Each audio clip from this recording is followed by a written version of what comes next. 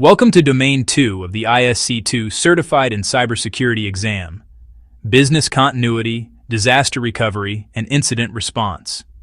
This domain focuses on one essential idea: organizations must stay resilient even when disruptions occur. Disruptions come from four primary categories: cyber attacks like ransomware, DDoS attacks, malware, and data breaches; natural disasters including earthquakes, floods, fires, and severe weather; infrastructure failures such as power outages, hardware malfunctions, and network failures; and human factors including accidental errors, insider threats, and operational mistakes. As a cybersecurity professional, you have three critical responsibilities during disruptions. Ensure business continuity by maintaining essential operations through alternate facilities, backups, and resilient processes. Facilitate disaster recovery by restoring IT systems quickly using tested procedures and defined recovery objectives. And lead incident response by detecting, containing, eradicating, and recovering from security incidents while documenting lessons learned. These capabilities are essential organizational requirements, not optional. Without proper business continuity, disaster recovery, and incident response capabilities, a single major disruption can destroy an organization through prolonged downtime, financial losses, reputation damage, and regulatory penalties. The exam tests your understanding that cybersecurity professionals are responsible for organizational resilience across all sectors, making this knowledge critical for both certification success and protecting organizations from catastrophic harm. Business continuity, abbreviated BC, is the organization's capability to continue delivering products and services at predefined acceptable levels following a disruptive incident. This is one of the most important concepts in Domain 2 of the ISC2 CC exam, and understanding what business continuity truly encompasses is critical for both exam success and real-world cybersecurity practice. The scope of business continuity. Business continuity is fundamentally organization-wide in scope, meaning it addresses how the entire organization, not just the IT department, continues to function during and after disruptions. This is the critical distinction that the exam tests repeatedly. Business continuity is much broader than disaster recovery. While disaster recovery focuses narrowly on restoring technology infrastructure like servers, networks, databases, and applications, business continuity encompasses five major areas: people, processes, facilities, technology, and communication. Every one of these areas must continue functioning for the organization to survive a major disruption. Think about what happens when a hospital experiences a major power outage during a severe storm. Disaster recovery addresses restoring the electronic medical record system and getting computers back online. But business continuity addresses the much bigger picture. How do doctors and nurses continue providing patient care? How do operating rooms remain functional? How does the pharmacy dispense medications? How do patients receive food? How does the hospital communicate with patients' families? These are business continuity concerns that go far beyond just technology.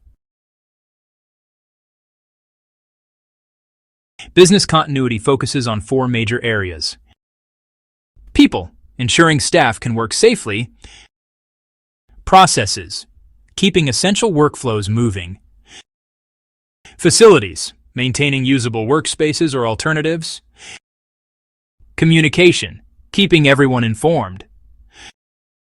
First, people. People are your organization's most critical resource, and business continuity planning begins with ensuring employee safety and enabling them to continue working during disruptions. This includes several components: physical safety protocols that protect employees during emergencies like fires, earthquakes, or active shooter situations; alternate work locations so employees can continue working if the primary facility is destroyed or inaccessible; remote work capabilities including VPNs, cloud-based applications, laptops, and collaboration tools that allow employees to work from home during pandemics, severe weather, or facility damage; clear communication channels so employees know what to do, where to go, and how to stay informed during crises, and cross-training programs that ensure multiple employees can perform critical functions so the organization isn't dependent on a single individual. Second, processes. Not all business processes are equally important, and business continuity focuses on identifying and prioritizing critical processes that absolutely must continue versus non-critical processes that can be temporarily paused. For example, in a bank, processing customer deposits and withdrawals is critical. Customers must be able to access their money. But launching new marketing campaigns is non-critical and can wait until normal operations resume. Business continuity planning involves documenting detailed procedures for critical processes, so that even employees unfamiliar with the normal workflow can execute them during emergencies, when regular staff may be unavailable. It also involves creating workarounds or manual procedures for when automated systems fail. If the computer system is down, can transactions be processed manually using paper forms? Third, facilities. Physical workspaces can be destroyed by fires, floods, earthquakes, or other disasters, and business continuity planning must address where employees will work when primary facilities are unusable. This includes identifying alternate facilities in advance. Perhaps a secondary office location in a different city, leased temporary space, or prearranged agreements to use another organization's facilities. It includes maintaining backup power through diesel generators, uninterruptible power supplies, or redundant utility connections, so critical systems remain operational even during power outages. It includes ensuring that alternate facilities have the same physical security controls as primary facilities, badge access, cameras, security guards, so security isn't compromised during recovery. And it includes pre-positioning essential equipment, supplies, and resources at backup sites, so recovery can begin immediately without waiting for shipments. Fourth, technology. While technology is just one component of business continuity rather than the entirety, it is obviously critical in modern organizations. Business continuity planning for technology includes ensuring critical applications remain accessible through redundant servers, cloud-based services, or hot site failover capabilities. Maintaining backup network connections through multiple internet service providers or diverse routing paths, so communications continue even if one provider fails. Implementing automatic failover to alternate data centers, so systems switch seamlessly when primary systems fail. Protecting data through comprehensive backup strategies with copies stored off-site. And regularly testing technology recovery procedures to ensure they actually work when needed. Fifth, communication. During disruptions, clear and timely communication is absolutely essential but often overlooked in planning. Business continuity communication planning includes emergency notification systems that can rapidly alert all employees via text messages, phone calls, emails, and mobile apps about what's happening and what actions they should take.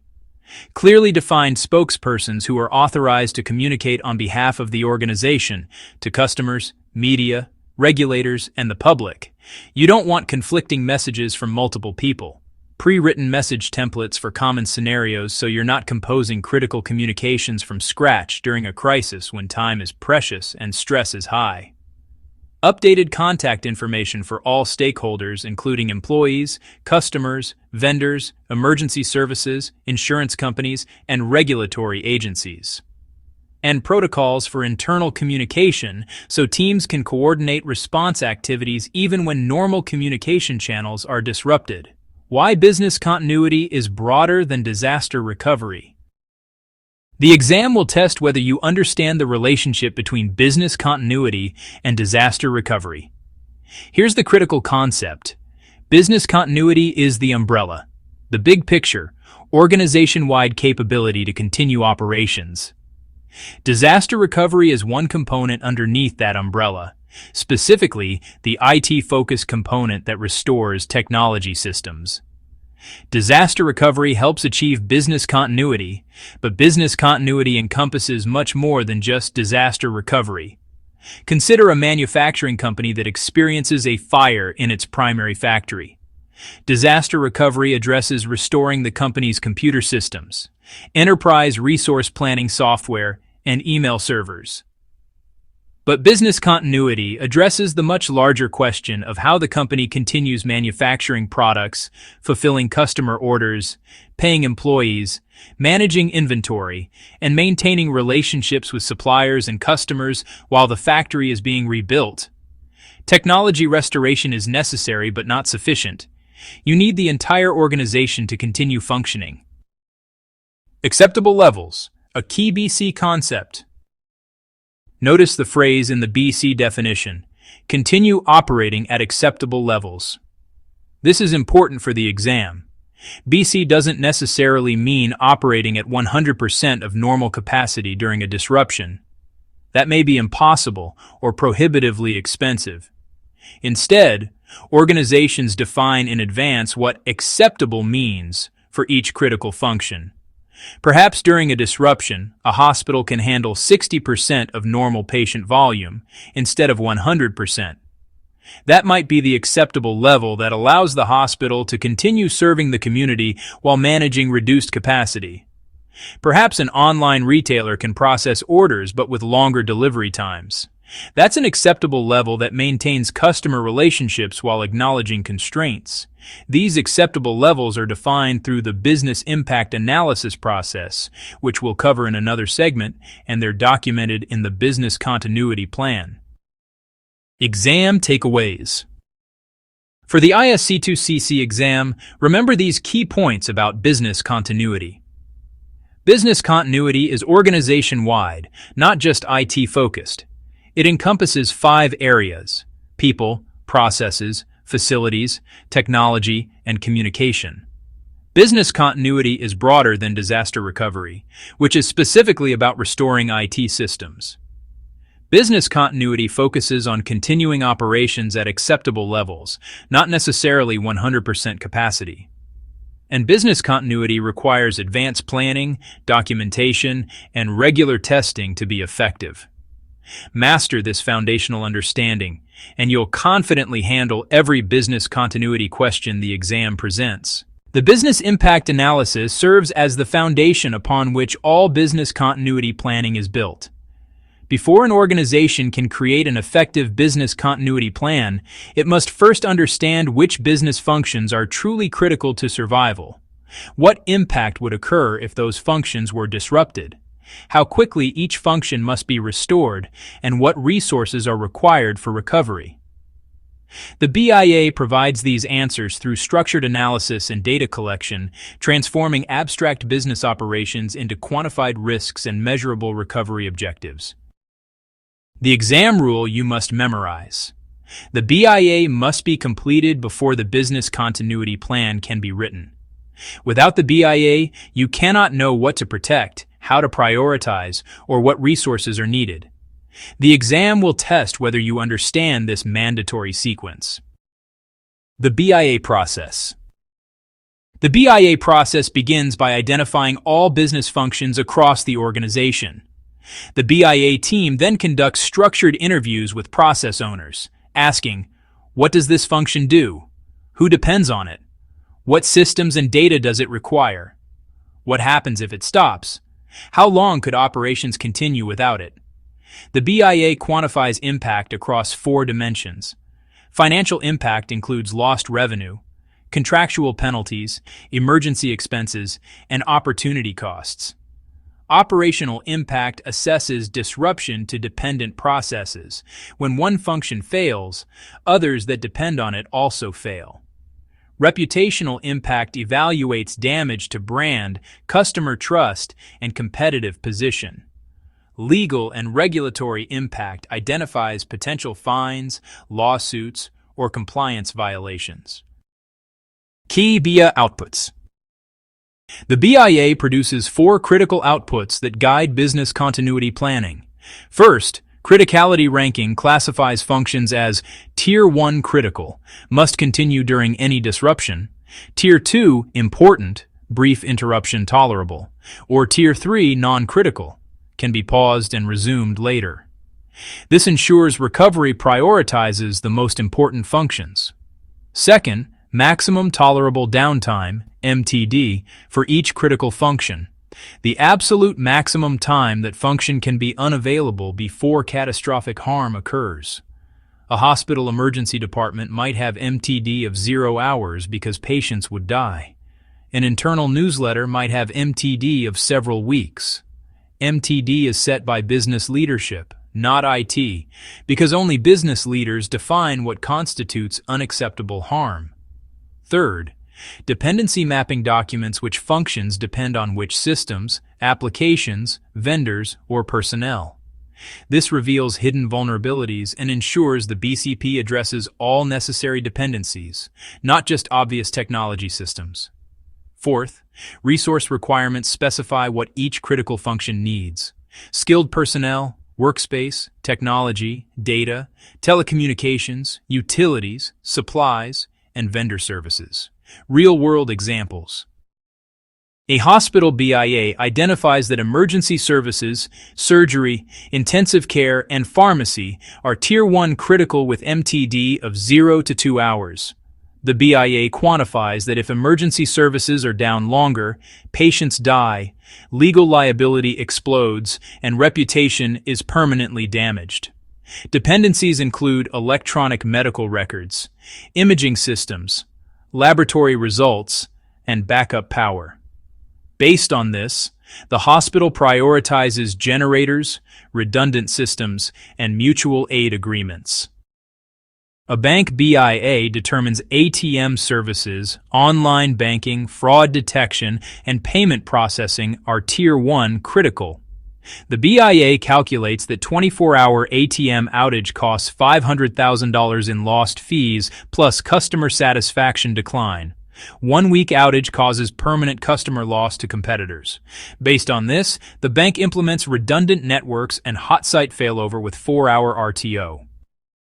The COVID-2019 pandemic demonstrated BIA's importance.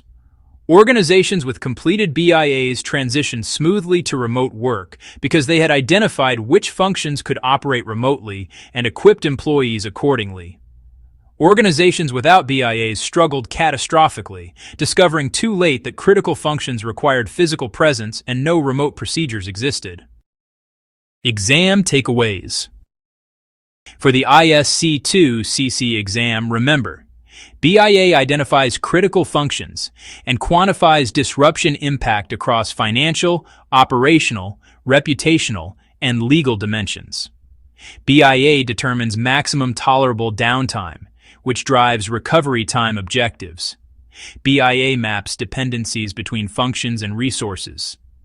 BIA must be completed before writing the business continuity plan because it provides the data and priorities that guide the plan. And BIA is an ongoing process requiring updates when business operations or technology change. The exam will test whether you understand that BIA comes first and why it's essential to effective BC planning.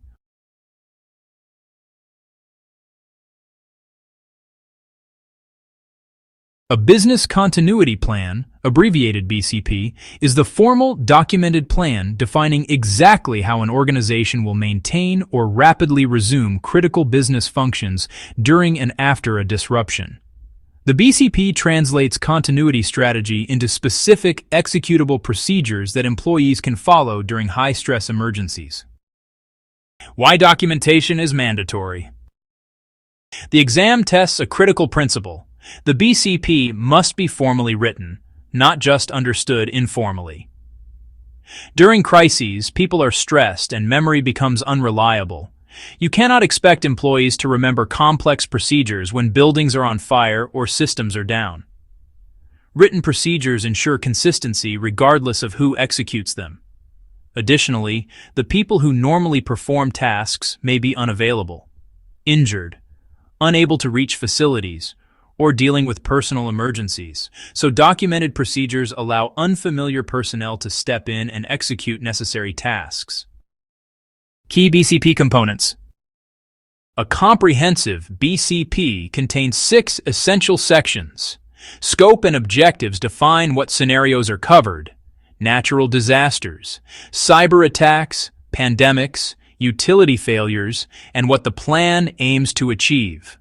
Roles and responsibilities identify who activates the plan, who leads response, who performs recovery tasks, who communicates with stakeholders, and who makes business decisions, with both primary and backup personnel designated for each role. Critical business functions and recovery priorities. Document which functions are Tier 1 critical and recovered first based on the business impact analysis. Recovery procedures provide step-by-step instructions, detailed enough for unfamiliar personnel to follow. Communication plans include pre-written templates for employees, customers, vendors, regulators, and media. Contact information maintains emergency contacts for personnel, vendors, service providers, emergency services, and regulatory agencies. Accessibility requirements. A BCP is worthless if people cannot access it when needed. Organizations must store physical copies in multiple locations: primary facility, alternate facilities, and off-site storage. Because if the building burns and the only BCP copy was inside, the plan is gone. Digital copies must be available through cloud storage or secure websites accessible from any location, not just the corporate network that might be down. Key personnel should have personal copies on home computers, laptops, or smartphones so they can access procedures even if all organizational systems are unavailable. Testing methods. The critical exam concept. The exam heavily tests this principle. A BCP that looks perfect on paper often fails when actually executed. Testing is mandatory, not optional. Organizations use 4 testing methods with increasing rigor.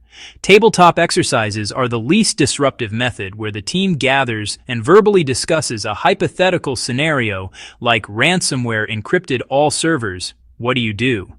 Without activating anything. This trains personnel and identifies gaps, but does not validate procedures actually work. Walkthroughs involve physically visiting locations, verifying equipment exists where documented, checking contact information is current, and confirming backup facilities are accessible. This identifies logistical problems. Backup generator location is wrong, vendor contact has changed, but still does not activate systems. Simulations execute portions of the BCP in test environments without disrupting production. For example, IT restores databases from backup to a test environment, validating technical procedures work within defined time objectives without affecting live operations. Full interruption tests actually shut down primary systems or evacuate facilities and execute complete recovery for real, including failing over to alternate sites and resuming operations. This provides highest confidence but highest risk. If the test fails, you disrupted your own business. Exam rule: BCPs must be tested at least annually. Real-world example. A financial services company creates a BCP documenting that if their primary data center fails catastrophically, they will activate their hot site backup within 4 hours. The IT director has authority to declare disaster and activate the plan. The BCP includes step-by-step technical recovery procedures for trading platforms, customer databases, and payment systems, plus communication templates for notifying customers and contact information for all personnel and vendors.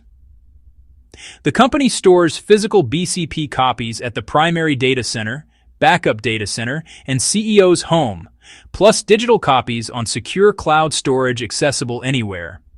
Quarterly, they conduct tabletop exercises discussing disaster scenarios. Annually, they simulate failover to backup in a test environment. Every 3 years during scheduled maintenance weekends, they conduct full interruption tests, actually shutting down the primary data center and operating entirely from backup for 48 hours. After one test, they discovered a critical vendor's emergency contact was disconnected, so they immediately updated the BCP with current information. Keeping the BCP current. The BCP is a living document requiring constant updates. Organizations change continuously. New employees join, systems are deployed, offices relocate, vendors change. If the BCP is not updated to reflect these changes, it becomes obsolete. Exam rule.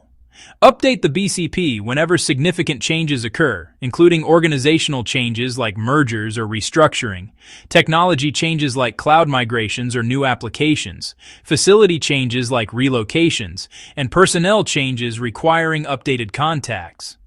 Additionally, update the BCP after every test or actual activation to incorporate lessons learned. Exam takeaways. For the ISC2 CC exam, remember, the BCP must be formally documented in writing because memory is unreliable during crises. The BCP must be accessible through multiple methods, physical copies in multiple locations and cloud-based digital copies. The BCP must be tested at least annually using methods ranging from tabletop exercises to full interruption tests. The BCP must be updated whenever significant changes occur and after every test or activation, and an effective BCP contains roles, detailed procedures, communication templates, and current contact information. Documentation, accessibility, testing, and updating are mandatory requirements, not optional recommendations.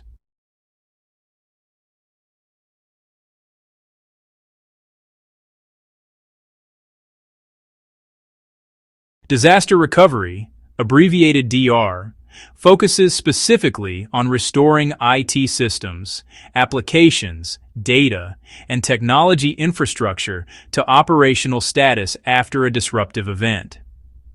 While business continuity addresses how the entire organization continues operating across people, processes, facilities, technology, and communication, disaster recovery is narrowly focused on the technology component, getting computers, networks, servers, databases, and applications back online after they have been damaged, destroyed, or rendered unavailable.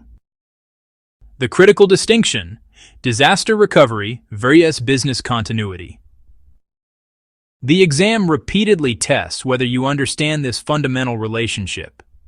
Disaster recovery is a subset of business continuity. BC is the umbrella encompassing the entire organization's ability to continue operations, and disaster recovery is one specific tool underneath that umbrella addressing technology restoration. Disaster recovery helps achieve BC objectives, but BC is much broader than just disaster recovery. For example, if a hospital experiences a power outage, business continuity addresses continuing patient care through backup generators, relocating patients if necessary, implementing manual procedures, and communicating with families, while disaster recovery specifically addresses restoring the electronic medical record system, medical imaging systems, and laboratory information systems. What disaster recovery encompasses. Disaster recovery addresses restoring four primary technology components. IT systems include servers, workstations, network devices, and hardware that must be repaired, replaced, or failed over to backup systems. Applications include business-critical software like email, customer relationship management, enterprise resource planning, accounting systems, and specialized industry applications that must be restored or migrated to alternate environments. Data includes databases, files, documents, and records that must be recovered from backups with minimal data loss. Infrastructure includes network connectivity, telecommunications, internet access, cloud services, and the underlying technology foundation that enables systems and applications to function.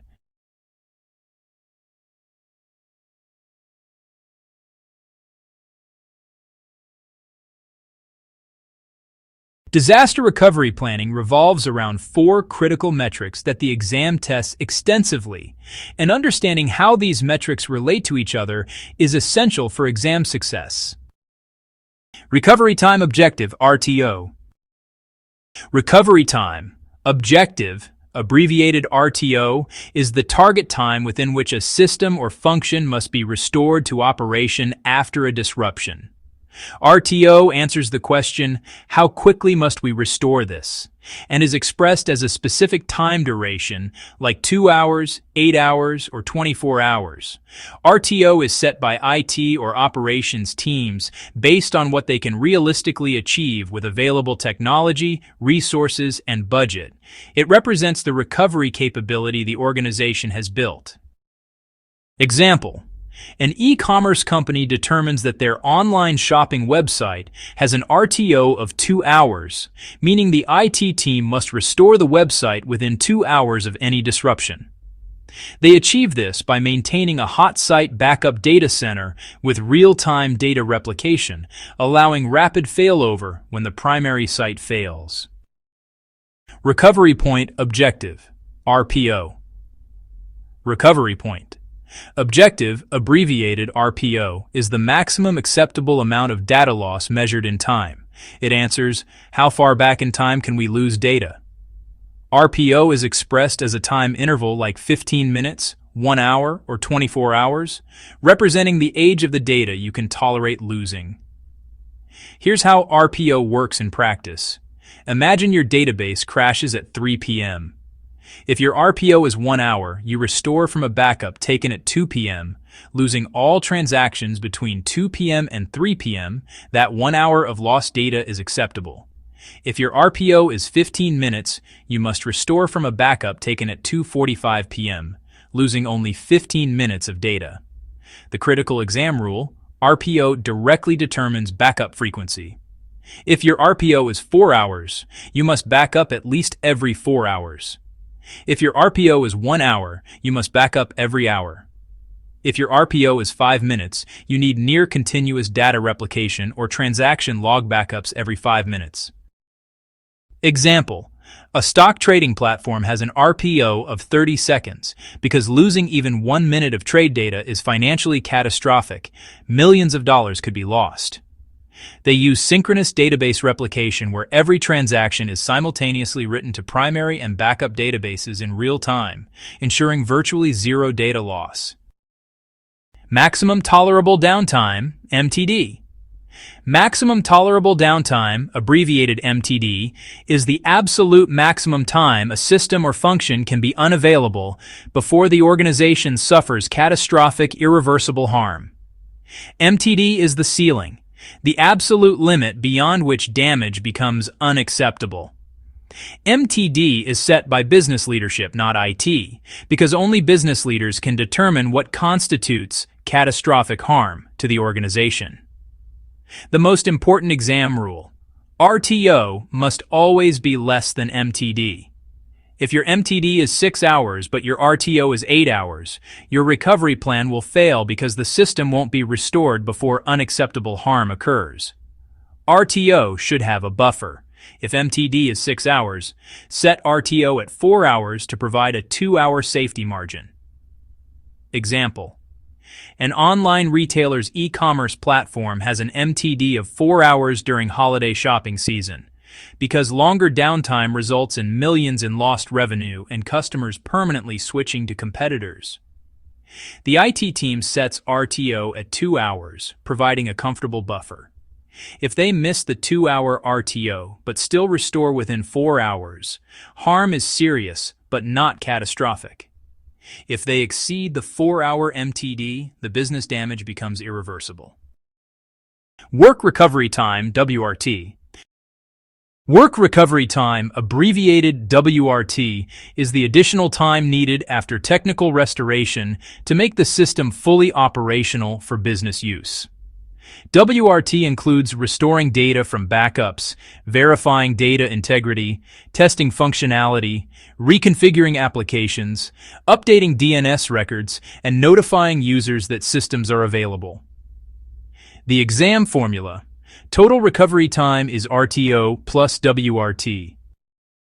Example: a hospital's electronic medical record system has an RTO of 3 hours and WRT of 1 hour. When the system crashes at 10 a.m., IT restores the server and database by 1 p.m. RTO achieved. They then spend until 2 p.m. verifying patient records are intact, testing that doctors and nurses can access the system, and confirming all interfaces to laboratory and pharmacy systems work correctly. WRT completed. Total time until full business resumption is 4 hours. RTO 3 hours plus WRT 1 hour. How the metrics work together. Complete scenario. Let me illustrate how all 4 metrics work together with a comprehensive example. A financial services company's customer account database has the following metrics. MTD, 8 hours. If accounts are inaccessible longer than 8 hours, customers withdraw funds and switch banks. Catastrophic. RTO, 4 hours. IT must restore database within 4 hours, providing 4-hour buffer before MTD. RPO, 30 minutes. Losing more than 30 minutes of transactions is unacceptable to customers. WRT, 2 hours. After database restore, need time to verify balances, test ATM connectivity, validate transactions. What happens during recovery? Database crashes at 2 p.m. Monday. IT restores from most recent backup taken at 1:30 p.m. RPO is 30 minutes, so transactions from 1:32 p.m. are lost. Acceptable. IT completes technical database restore by 6 p.m. RTO is 4 hours achieved. IT spends 6 p.m. to 8 p.m. verifying data integrity, testing ATMs, confirming online banking works, and WRT is 2 hours. System fully operational for customers at 8 p.m. Total time, Sindao 6 hours, which is less than MTD of 8 hours. Plan succeeded. Exam question scenario.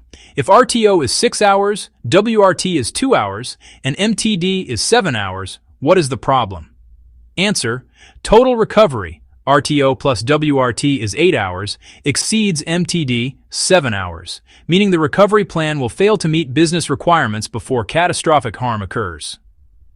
Exam takeaways. For the ISC2 CC exam, memorize these critical relationships.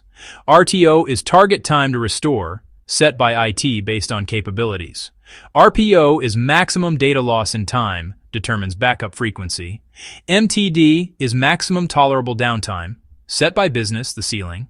WRT is additional time after restore for verification testing.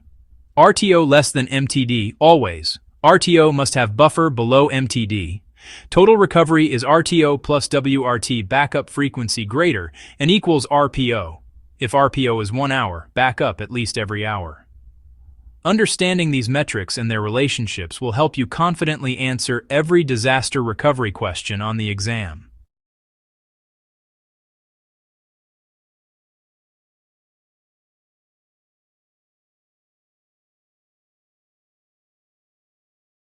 Common disaster recovery strategies include regular backups. Regular backups create copies of data at scheduled intervals to enable restoration after data loss or corruption. Organizations must perform backups frequently enough to meet their RPO. If RPO is 1 hour, backups must occur at least hourly. Backups use 3 types: full backups, copy all data but are slow and consume massive storage. Incremental backups copy only data changed since the last backup of any type, making them fastest but slowest to restore. Differential backups copy all data changed since the last full backup, providing balanced speed and restoration complexity. The exam rule: backup frequency must match or exceed RPO requirements. Offsite or cloud storage. Offsite storage means keeping backup copies in a physically separate location from the primary site to protect against disasters that destroy entire facilities. If your building burns down and all backups were inside, data is permanently lost. Cloud storage provides off-site protection automatically because cloud providers maintain geographically distributed data centers. The 3-2-1 backup rule states, keep 3 copies of data on 2 different media types with 1 copy stored off-site. Off-site or cloud storage satisfies the one-copy off-site requirement and protects against site-wide disasters like fires, floods, or earthquakes. Cloud-based recovery solutions. Cloud-based disaster recovery uses cloud platforms like AWS, Azure, or Google Cloud as the recovery environment instead of maintaining physical backup data centers. Organizations replicate critical systems and data to the cloud continuously or periodically. When disaster strikes, they fail over to cloud-based replicas and operate from the cloud until primary systems are restored. Cloud disaster recovery is cost-effective because you pay only for storage and minimal compute resources during normal operations, then scale up compute resources during actual recovery. It eliminates the massive capital expense of building and maintaining physical backup data centers. Alternate data centers for failover. Alternate data centers are backup facilities where IT operations can continue if the primary data center fails. 3 types exist. Hot sites are fully equipped with hardware, software, and current data, providing recovery in minutes to hours but costing the most. Warm sites have some equipment installed but require data restoration and configuration, providing recovery in hours to days at medium cost. Cold sites are empty facilities with power and connectivity, but no equipment, requiring days to weeks for recovery at lowest cost. The exam tests which site type matches different RTO requirements. Short RTO requires hot site. Longer RTO allows warm or cold site. Exam takeaways. Remember, regular backups enable data restoration and must occur at least as frequently as RPO. Off-site or cloud storage protects against site-wide disasters. Cloud-based disaster recovery provides cost-effective recovery without physical infrastructure, and alternate data centers, hot, warm, cold, provide failover capability with cost-speed trade-offs. A disaster recovery plan, abbreviated DRP, is the formal, documented plan that outlines exactly how IT systems, applications, data, and infrastructure will be restored to operational status after a disruptive event. The DRP provides step-by-step technical procedures that IT teams follow to recover technology resources, specifying what systems to restore, in what order, using which procedures, within what time frames, and with what resources. Why the DRP must be documented. The DRP must be formally written for the same reasons as the BCP. During disasters, IT staff are under extreme stress and time pressure, and human memory becomes unreliable when systems are down and executives are demanding immediate restoration. Written procedures ensure consistency and completeness regardless of which IT personnel execute them. Additionally, the primary system administrators who normally manage systems may be unavailable during disasters.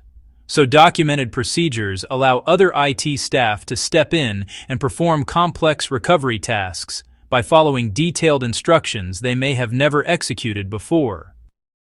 Why the DRP must be tested.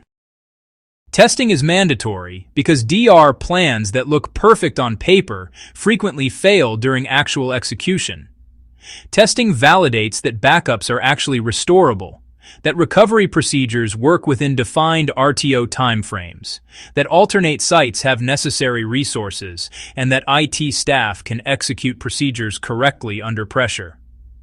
Organizations test DRPs through tabletop exercises, where teams discuss recovery scenarios, simulations where systems are restored in test environments without disrupting production, and full failover tests where primary systems are actually shut down and recovery is executed completely. The exam rule: DRPs must be tested at least annually and after any significant infrastructure changes. Why the DRP must be updated. Technology environments constantly change. New servers are deployed, applications are upgraded, cloud services are adopted, network configurations are modified, and vendors are replaced. If the DRP is not updated to reflect these changes, recovery procedures become obsolete and will fail when executed. The DRP must be updated whenever significant changes occur, including new system deployments, infrastructure migrations, vendor changes, or personnel changes affecting who performs recovery tasks, and after every test or actual disaster to incorporate lessons learned about what worked, what failed, and what improvements are needed. Exam takeaways. For the ISC2 CC exam, remember, the DRP is a formal, documented plan specifically for restoring IT systems and infrastructure. The DRP must be written because memory is unreliable during crises and primary personnel may be unavailable. The DRP must be tested at least annually to validate that procedures actually work and meet RTO objectives, and the DRP must be updated whenever technology changes and after every test or activation. Documentation, testing, and updating are mandatory requirements, not optional, and parallel the same requirements for business continuity plans. Business continuity is the broad, organization-wide capability to maintain critical operations across people, processes, facilities, technology, and communication during disruptions.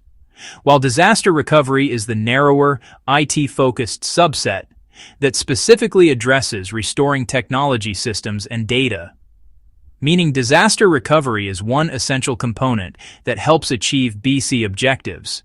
But BC encompasses much more than just technology restoration. Incident response, abbreviated IR, is a structured, systematic approach to detecting, managing, containing, eradicating, and recovering from cybersecurity incidents in a way that minimizes damage, preserves evidence, and enables the organization to learn from each event. An incident is any event that actually or potentially jeopardizes the confidentiality, integrity, or availability of information or information systems. Notice the phrase, actually or potentially, which means you don't need proven damage for something to qualify as an incident. The potential for harm is sufficient. Common incident types. Organizations face 4 primary categories of security incidents that the exam tests. Malware incidents include ransomware that encrypts critical data and demands payment for decryption keys, viruses that replicate and corrupt files, Trojans that disguise themselves as legitimate software while performing malicious actions, worms that spread automatically across networks without user interaction, and spyware that steals sensitive information like passwords or financial data. Phishing and social engineering incidents include phishing emails that trick users into clicking malicious links or providing credentials, spear phishing that targets specific individuals with personalized attacks, business email compromise where attackers impersonate executives to request fraudulent wire transfers, and pretexting where attackers create false scenarios to manipulate victims into divulging information or performing actions. Unauthorized access incidents include compromised credentials where attackers obtain legitimate usernames and passwords through phishing or credential stuffing, privilege escalation where attackers exploit vulnerabilities to gain higher-level permissions than authorized, insider threats where employees or contractors deliberately or accidentally cause harm using their legitimate access, and account takeover where attackers gain control of user accounts and perform unauthorized actions. Data breach incidents include exfiltration where attackers steal sensitive customer data, intellectual property, or trade secrets. Accidental disclosure where employees mistakenly send confidential information to wrong recipients or post it publicly, and lost or stolen devices containing unencrypted sensitive data like laptops, USB drives, or smartphones. Why structured incident response matters. Without a structured incident response process, organizations respond chaotically. IT staff make panicked decisions that destroy evidence. Management delays reporting to regulators causing legal penalties. Teams work in silos without coordination, causing conflicting actions, and nobody documents what happened, preventing lessons learned. The exam tests your understanding that incident response must follow a defined process, typically the NIST 6-phase framework. preparation before incidents occur, detection and analysis when incidents are discovered, containment to stop spreading, eradication to remove threats completely, recovery to restore normal operations, and post-incident activity to learn and improve. This structured approach ensures consistent, effective responses that minimize damage, preserve evidence for legal proceedings, enable rapid recovery, and strengthen defenses through continuous improvement. Exam takeaways.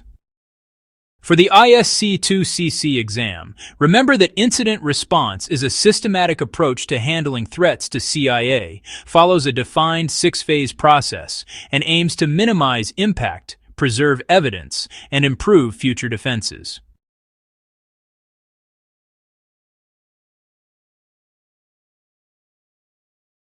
Welcome to this lecture on how NIST Cybersecurity Framework 2.0 integrates with ISC2 CC Domain 2, Business Continuity, Disaster Recovery, and Incident Response.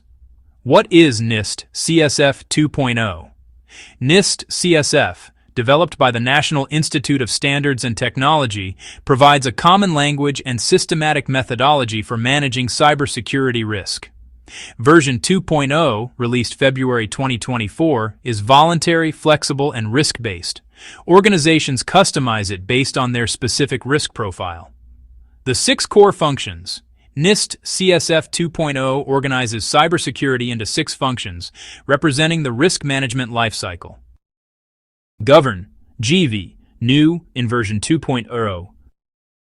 Identify, ID. Protect, PR.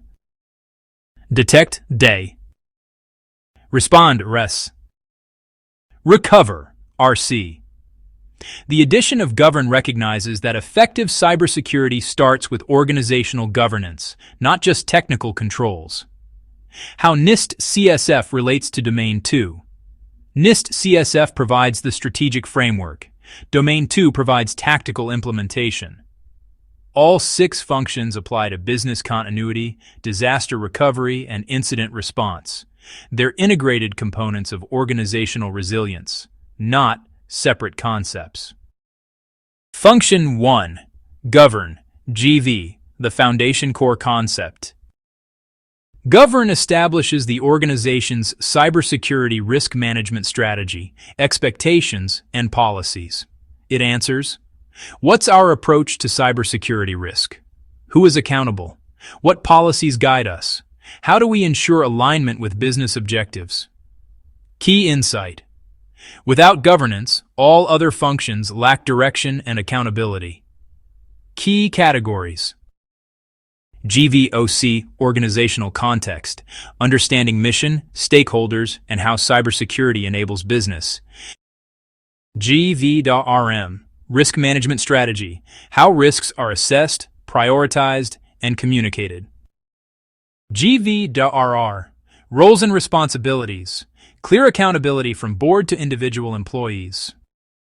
GVPO, policy, documented expectations for cybersecurity activities. GV.OV, oversight, board executive monitoring and performance measurement. GV.SC, supply chain, risk management, managing third-party cybersecurity risks.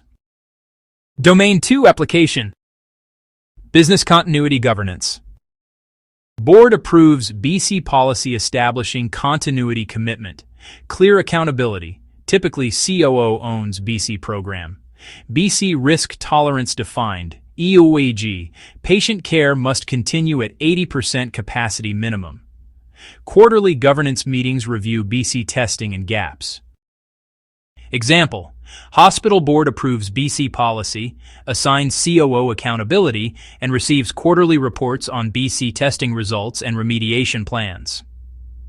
Disaster recovery governance. IT leadership presents DR strategies to executives for approval and funding. DR investment decisions are risk-based, hot versus warm versus cold site based on risk tolerance. Policies define acceptable RTOs, RPOs for different system tiers. Example, Financial firms board approves $2 million hot site investment for trading systems because potential $50 million daily revenue loss justifies the cost. Incident response governance. Incident response authority clearly defined, who declares incidents, authorizes containment, communicates externally. Incident severity classification, documented incident response performance metrics, MTTD, MTTC, MTTR, reported to leadership. Example: Healthcare Incident Response Policy states CISO declares major incidents. Chief Privacy Officer handles HIPAA notifications. CEO is sole media spokesperson. Exam takeaway. Govern is the foundation. It comes first because other functions require strategic direction, accountability, and resources that only governance provides. Function 2. Identify, ID. Understanding your environment core concept. Identify develops organizational understanding of cybersecurity risks to systems, people, assets, data, and capabilities. You cannot protect what you don't know exists. Key categories. IDAM, asset management, inventories of devices, software, data, personnel, facilities. IDRA, risk assessment, identifying vulnerabilities, threats, and assessing likelihood impact. IDM, improvement, continuously improving risk understanding. Domain 2 application. Business impact analysis, BIA, as identify. The BIA is identify applied to business continuity. Identifies all business functions, what the organization does. Assesses impact of disruptions, financial, operational, reputational, legal. Identifies dependencies between functions, systems, vendors, personnel. Determines criticality, Tier 1, 2, 3 classification. Establishes recovery priorities based on MTD. Example: University BIA identifies critical functions, student registration, learning management, campus safety, with MTD of 4 hours during registration period versus non-critical functions, alumni relations, marketing, that can be paused indefinitely. Asset discovery for DR.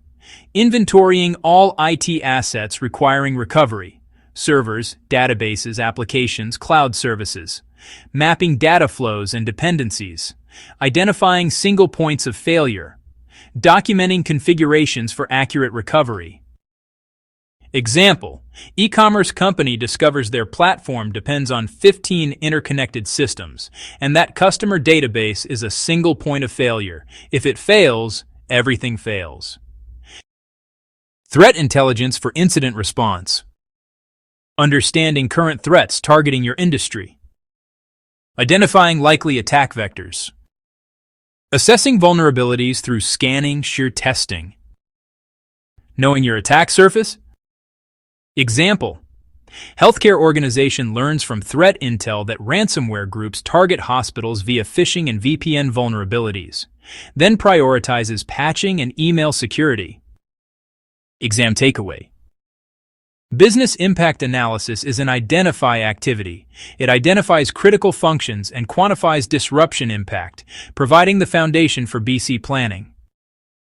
Function 3. Protect, PR, implementing safeguards core concept. Protect develops and implements safeguards to ensure delivery of critical services and limit cybersecurity event impact. Key categories. PRAA. Access control, authentication, authorization, least privilege. PRAT, awareness and training, user security education. PRDS, data security, encryption, DLP, secure disposal. PRPS, platform security, system hardening patching. PRPT, protective technology, firewalls, antivirus, IPS, encryption. Domain 2 application. BC protection. Redundancy, backup generators, diverse network paths. Personnel cross-training, multiple employees can perform critical functions. Remote work capabilities, VPN, MFA, collaboration tools. Physical security, badge access, CCTV, fire suppression. Example: manufacturing company installs backup generators, cross-trains supervisors, implements VPN with MFA, and deploys fire suppression systems.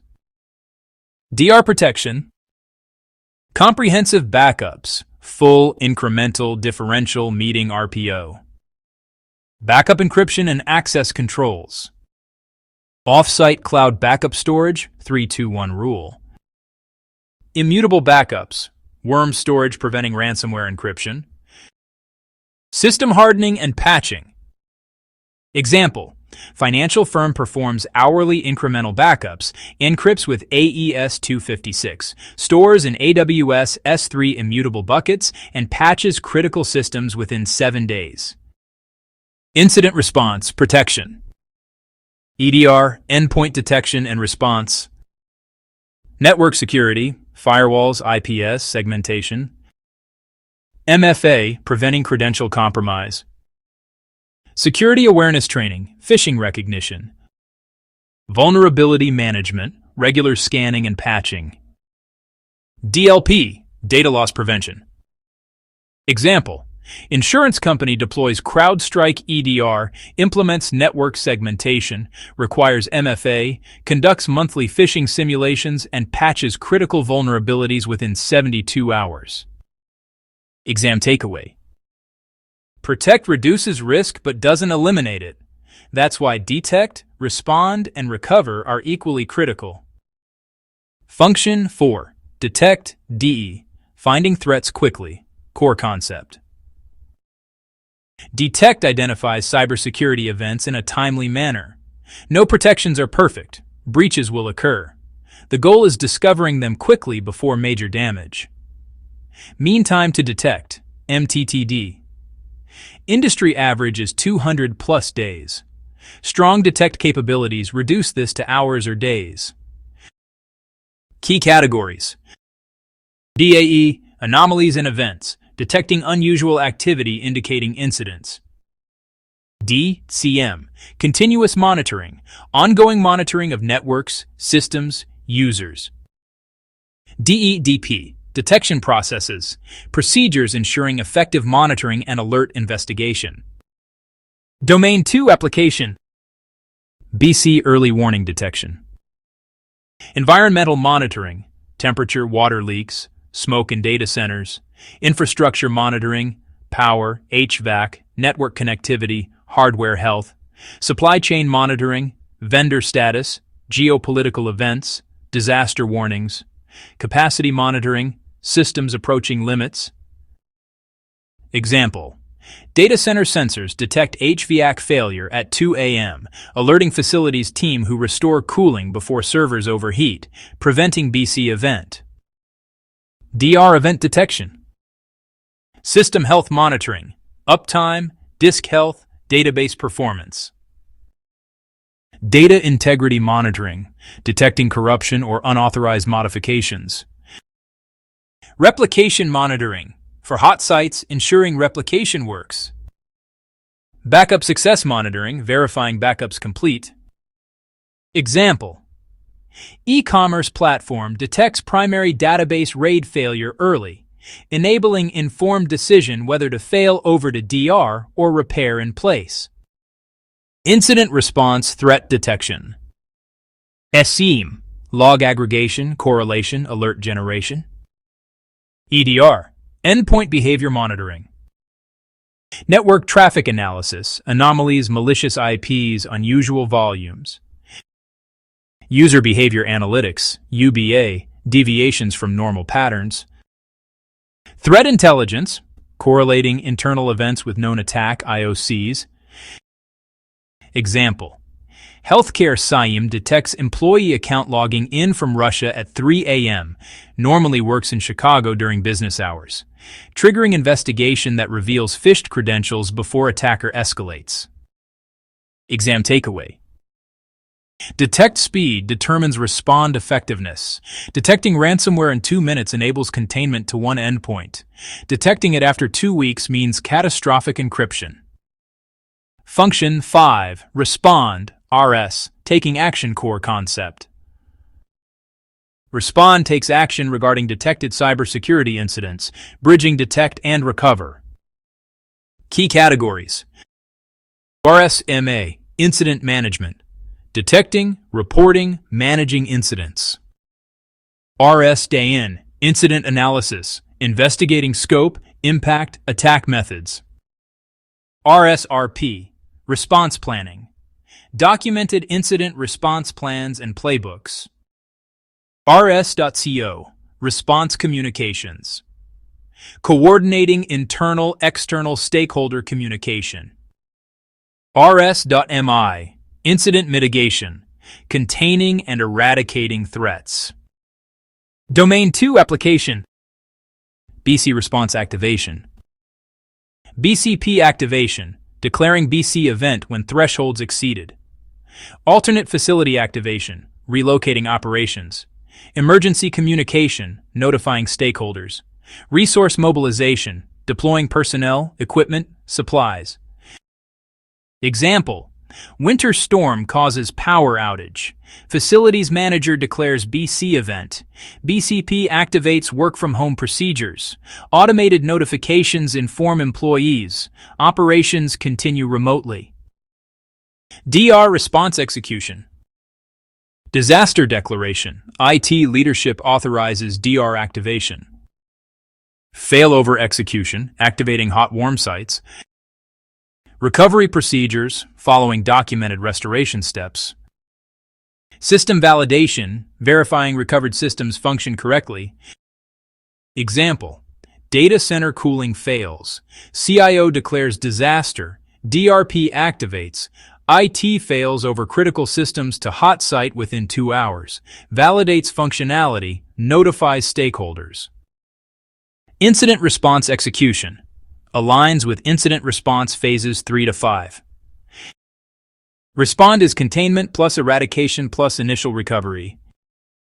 Containment: disconnect infected systems, disable accounts, block IPs, preserve evidence.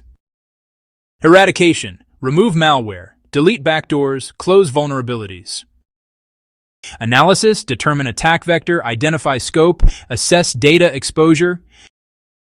Communications: notify executives, law enforcement, regulators, customers. Follow playbooks. Execute documented procedures for specific incident types. Example: CIEM detects compromised credentials at 3:15 a.m. Incident response. Commander declares severity 2 incident, disables account, 3:20 a.m., isolates systems, 3:25 a.m., analyzes logs to confirm 5,000 customer records accessed, resets all credentials, updates email filters, notifies legal law enforcement, completes eradication by 9 a.m. Exam takeaway. For incident response, respond is phases 3, 4, 5, containment, eradication, recovery. Effective respond requires preparation, plans, training, and fast detection. Function 6, recover, RC, restoring operations. Core concept. Recover restores capabilities and services impaired by incidents, transitioning from emergency response back to normal operations. Key categories.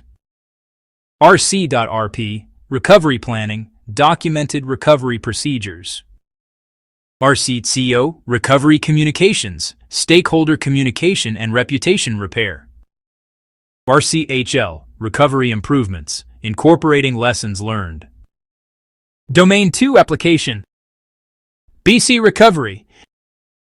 Return to primary facilities, coordinated transition from alternate locations. Resumption of full operations, scaling from minimum to normal capacity. Supply chain restoration, normalizing vendor operations. BC plan updates, incorporating lessons learned. Example: after storm, phased return to office. Day 1, critical staff. Day 2, Managers, Day 3, all staff. Lessons learned, meeting identifies backup generator testing should increase from annual to quarterly. DR recovery, system restoration, from backups or failback from DR sites. Data validation, ensuring integrity, no loss beyond RPO. Functionality testing, confirming systems work before production. Post-recovery monitoring, watching for issues 72 plus hours. DR plan updates, documenting improvements. Example, after data center repair, IT fails back from hot site during maintenance window, tests comprehensively, monitors 24/7 for 72 hours. Lessons learned identifies DNS updates cause 2-hour delay. Procedures refined for faster failback. Incident response recovery aligns with incident response phases 5 to 6. RCRP recovery incident response phase 5. Restore from clean backups or rebuild from scratch. Validate eradication, no reinfection. Return to production with enhanced monitoring. RCCO communications. Notify stakeholders incident resolved. Manage public relations if publicized. Complete required breach notifications. RCHL, lessons learned, incident response, phase 6. Post-incident review within 2 weeks. Document root cause, timeline, improvements. Update incident response plan. Implement security enhancements. Example, after phishing incident, systems restored from clean backups, 30-day enhanced monitoring implemented, affected customers notified. Lessons learned identifies need for advanced anti-phishing solution. Monthly training, JIT privileged access. Incident response plan updated with refined phishing playbook. Exam takeaway. For incident response, recover, here in phases 5 and 6, recovery and post-incident activity, lessons learned. Recover includes improvements. Every incident strengthens the organization. Integrating all 6 functions. Complete scenario ransomware attack on hospital. Govern board-approved cybersecurity policy. Clear accountability. CIO owns program. CSO manages operations. Defined risk tolerance. Patient care MTD is 4 hours. Identify. BIA identified critical functions. Emergency, surgery, ICU, pharmacy, lab, medical records, inventoried assets, assess threats. Protect. Implemented MFA, EDR on all endpoints. Immutable backups every 6 hours. RPO, 6 hours. Network segmentation, quarterly phishing training, 7-day patching, hot site DR, RTO, 2 hours. Incident timeline, Monday, 2 a.m. Phishing email sent to 50 staff, Monday, 8:30 a.m. Nurse clicks attachment, downloads ransomware. Detect, 8:31 a.m. EDR detects mass file encryption, auto-isolates workstation. 8:32 a.m. CM correlates EDR alert with network logs, generates severity 1 alert. 8:35 a.m. Security analyst confirms ransomware, escalates to CISO respond. 8:40 a.m. CISO declares severity 1 incident, activates incident response plan. 8:50 a.m. Containment begins. Infected workstation isolated, network segment isolated, credentials disabled, malicious email removed. 9:15 a.m. Analysis. Ransomware on 3 workstations, no servers affected, no data exfiltrated. 10 a.m. Eradication, 3 workstations re-imaged, credentials reset, vulnerability patched, email filtering enhanced. 12 p.m. Communications. Leadership briefed, staff alerted, law enforcement contacted. 2 p.m. Eradication validated. Recover. 2:30 p.m. 3 workstations return to production, users validate functionality. 3 p.m. Incident resolved, stakeholders notified. Week later, lessons learned meeting. Implement AI anti-phishing, increase training to monthly, add network segmentation, update incident response plan. Outcome: detected in 1 minute, contained in 15 minutes, eradicated in 5 hours. Total impact: 3 workstations offline, 5.5 hours. 0 data loss, 0 patient care disruption, improved security post-incident. Let's walk through a real-world example, a ransomware attack. NIST CSF 2.0's 6 functions: govern, identify, protect, detect, respond, recover, provide a comprehensive framework that integrates perfectly with ISC2 CC Domain 2's BC, DR, and incident response concepts. For the exam, know each function's purpose. Understand Domain 2 applications for each function. Recognize functions work together, not independently. Identify which function addresses specific scenarios. You're now prepared to handle any exam question connecting NIST CSF 2.0 to Domain 2 concepts. Good luck. Organizations rely on 3 major documented plans. The Business Continuity Plan, BCP, is the organization-wide plan that explains how the entire business, including people, processes, facilities, technology, and communication, will continue operating during and after disruptions. The Disaster Recovery Plan, DRP, is the IT-focused plan that outlines step-by-step procedures for restoring systems, data, and infrastructure, including recovery priorities and time objectives such as RTO and RPO. The Incident Response Plan, IRP, defines the structured process for detecting, containing, eradicating, recovering from, and learning from cybersecurity incidents, including roles, communication procedures, and evidence handling. Documentation is critical because, during a crisis, memory is unreliable and key personnel may be unavailable. Written procedures ensure that trained staff can follow clear instructions and execute recovery consistently and correctly. All plans must be tested at least annually to confirm they work as intended. They must also be updated after tests, real incidents, or significant organizational changes to ensure they remain accurate and effective rather than becoming outdated documents. Business Continuity, Disaster Recovery, and Incident Response. Domain weight, 10% of exam, toss 10 questions. Business Continuity, BC, ensures the entire organization continues operating during disruptions, including people, processes, facilities, and technology. Disaster Recovery, DR, restores IT systems and data after a disaster and is a subset of BC. Incident Response, IR, is the structured process for detecting and managing security incidents, such as malware, phishing, and data breaches.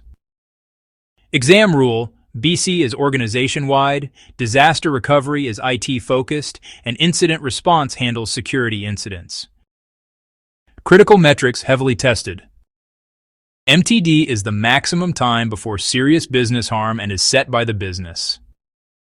RTO is the target time to restore systems and must always be less than MTD. RPO defines maximum acceptable data loss and determines backup frequency. URT is the time needed to validate systems after restoration. You must memorize. RTO is less than MTD. Total recovery is RTO plus WRT. Backup frequency must be equal to or greater than the RPO interval. If RPO is 1 hour, backups must occur at least every hour. Backup types. A full backup takes the longest to create but restores the fastest. An incremental backup is fastest to create, uses the least storage, but restores the slowest. A differential backup is balanced in speed and storage. The 3-2-1 rule requires 3 copies of data on 2 different media types with 1 copy stored off-site. Recovery sites. A hot site allows recovery within minutes to hours and is the most expensive. A warm site restores within hours to days at moderate cost. A cold site restores in days to weeks and is the least expensive. Exam rule. Short RTO requires a hot site. Long RTO aligns with a cold site. Incident response life cycle, memorize order. Preparation is the only phase before an incident occurs. Detection and analysis identifies and confirms the incident. Containment stops the spread and preserves evidence. Eradication removes the threat completely. Recovery restores systems and validates integrity. Post-incident activity updates the plan and documents lessons learned. Systems are disconnected during containment and the incident response plan is updated during post-incident activity. Evidence handling chain of custody documents who handled evidence, when, where, and why. Best practices include creating forensic images, using write blockers, calculating SHA-256 hashes, and preserving evidence during containment. The 3 plans. The BCP explains how the business continues operating. The DRP explains how IT systems are restored. The IRP explains how security incidents are handled. All 3 must be documented, accessible, tested annually, and updated after incidents or changes. Critical exam rules. BA must always come before BCP. Disaster recovery is a subset of business continuity. Preparation is the only incident response phase before an incident. If RTO exceeds MTD, the plan fails. If RPO is 30 minutes, backups must occur at least every 30 minutes. All plans must be tested annually using methods ranging from tabletop to full interruption. You've now learned the essentials of business continuity, disaster recovery, and incident response. Keep practicing, stay curious, and continue building your cybersecurity foundation. Subscribe to our channel and stay current on course updates and new videos uploaded.